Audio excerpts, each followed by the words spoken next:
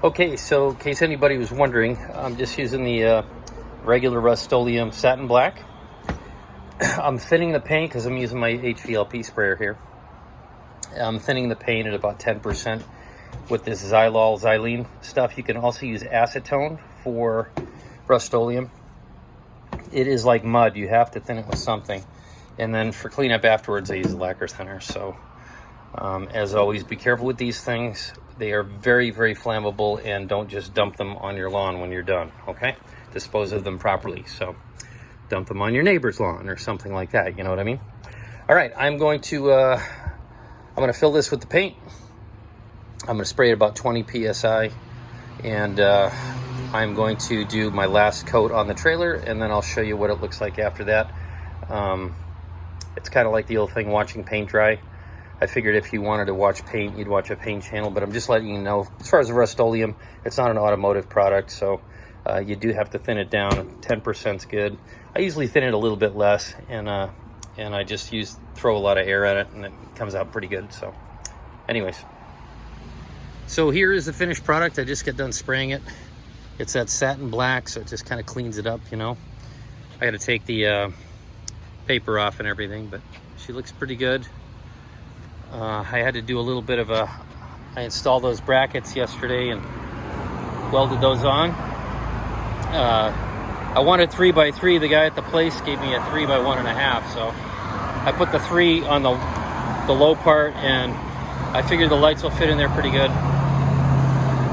And then sorry about the traffic.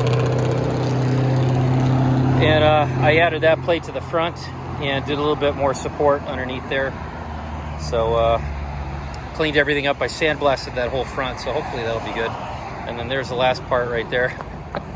You got to use what you got to use, right? It'd be nice to have a paint shop, but I don't have one. So, but anyways, she looks a whole lot better than she used to. And tomorrow the wheels, I'm going to put the brakes on and put the wheels on it. And then after that, I'll wire all the lights up. And then after that, I'll replace the bunkers and carpet those.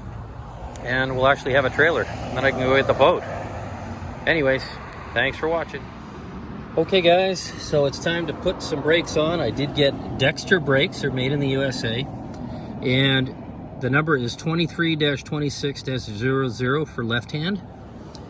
And the right hand is 23-27-00. So that's 27 is the right, or passenger side.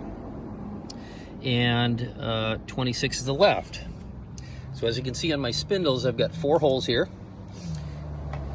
And these bolt on right back there with a lock nut and a washer. I'm going to wire them afterwards. When you wire them, there isn't a positive or negative on the magnet. So whatever you designate from the blue wire from the 7-pin connector will go to one of these, and the white wire for the ground will go to the other one, for each and every one.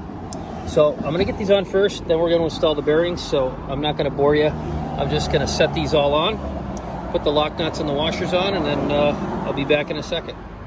All right, I apologize about the noise, but I've got these things back on. I've got the rights on the passenger side and the lefts on the driver's side. And I've got Bearing Buddies number 1980s for these particular wheels. And these are the 10, let's see, these are the, I believe they're 10.5. But these are the corresponding